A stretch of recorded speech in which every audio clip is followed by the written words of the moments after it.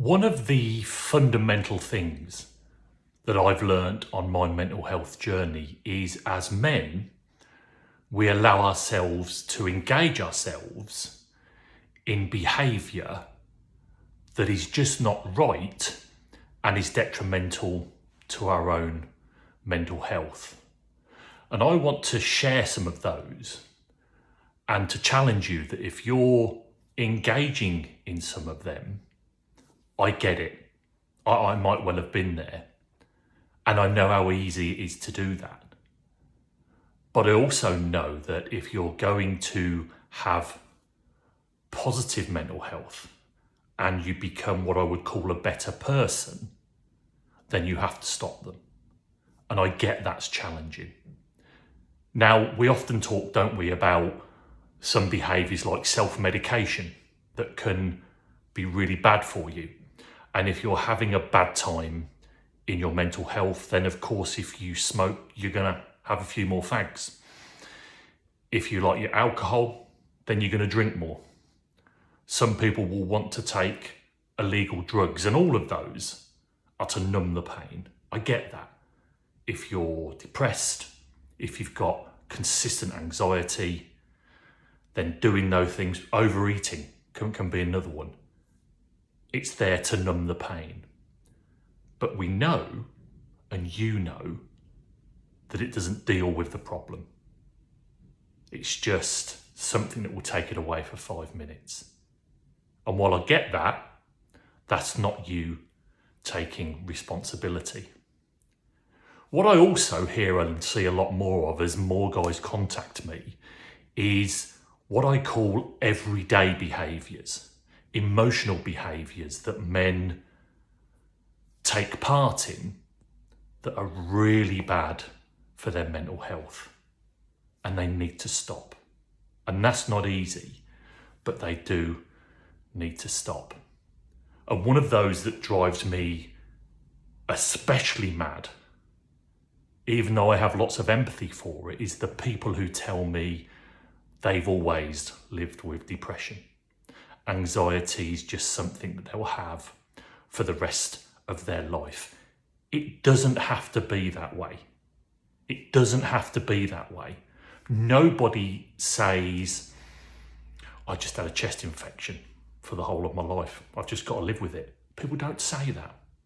People don't say, yeah, I've got a broken leg and that's just how it's going to be for the rest of my life. People don't say that. And our emotional health shouldn't be any different than our physical health. I get that for some of you, medication doesn't work. I get that. I was one of those. But that doesn't mean you give in to it. Doesn't mean you wash your hands of it. It means you keep looking. You keep finding ways of getting better. Maybe a therapist, maybe some other treatment, maybe other behavioural change. You don't have to live with it. You don't have to live with a life of being a victim of depression, a life of being a victim of anxiety. You have to take responsibility. I get that if you're experiencing bad mental health, it's not your fault. I had the grimmest and the cruelest experience. You know that. I suffered deep, dark depression. I suffered bone-crushing anxiety. I felt let down by so many people around me who couldn't provide for me the way I wanted them to. But I've had to manage that. I've had to take responsibility. I've had to realise that's not their fault. I've had to realise that the person who's got the key to me getting better is me, however hard that is, however challenging that is, however recognising that is, that life can be tough and life can be cruel and things happen to us that are not good and are not our fault. But blaming others forever and not dealing with what we can deal with is about letting yourself down. And I've talked recently and wanted to talk now about that toxic masculinity. You hear it in the news quite a bit, and I've shared on it before, and I've made some notes here that I'm looking at. And if someone had to ask me how would I define toxic masculinity on the whole scale of it. I would define it as men who blame others for how they're feeling, men who blame others for what they're going through. And that's not okay. And to share some of the things I hear on a regular basis and the things that I want to help guys manage. Now, again, I'm not a doctor and I'm not a therapist, but I am someone that's been through things, and so I know how it feels. One that I'm seeing more and more is guys who share on social media with a simple, what I call begging post. They will type something like, I can't take it anymore, ...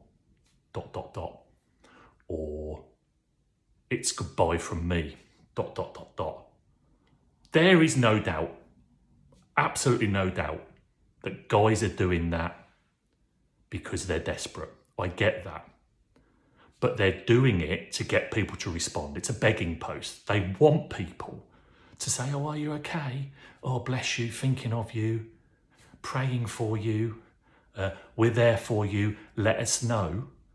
And I get the pain that leads to somebody doing that. But if that's you, it's not doing you any good at all.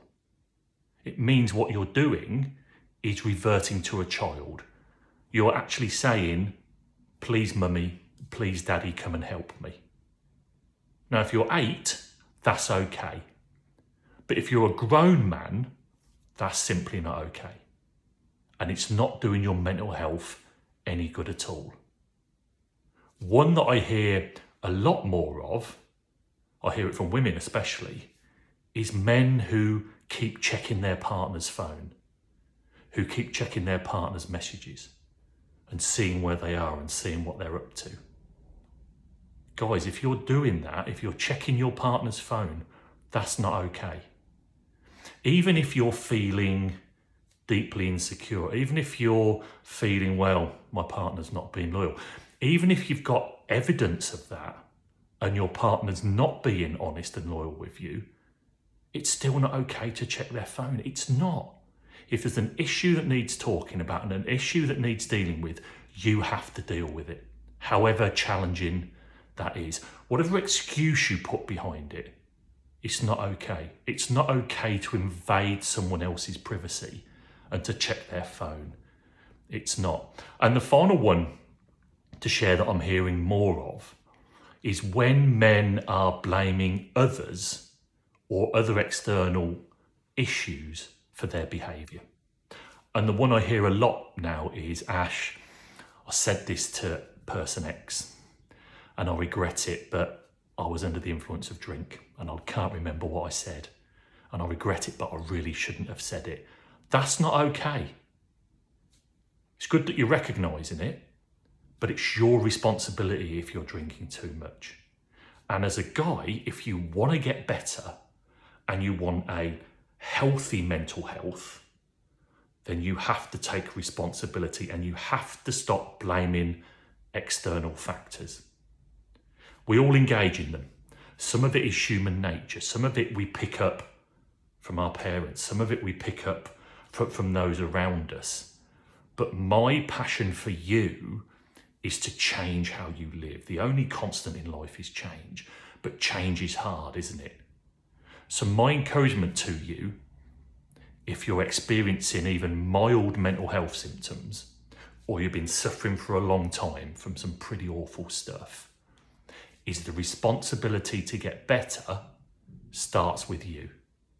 The responsibility to stop that behaviour, whether it is posting on Facebook, a begging post, whether it's checking your partner's phone, whether it's just blaming things around you for what's going wrong, whether it's blaming your partner for things, whether you're drinking too much, whether you're smoking too much, whether you're, yeah, I know I shouldn't, but I'm gonna smoke some dope this weekend because it keeps me calm. Guys, it's no good for your mental health, and it's not taking responsibility for your life and a life of centeredness and happiness and calmness and trust in yourself that you've got this.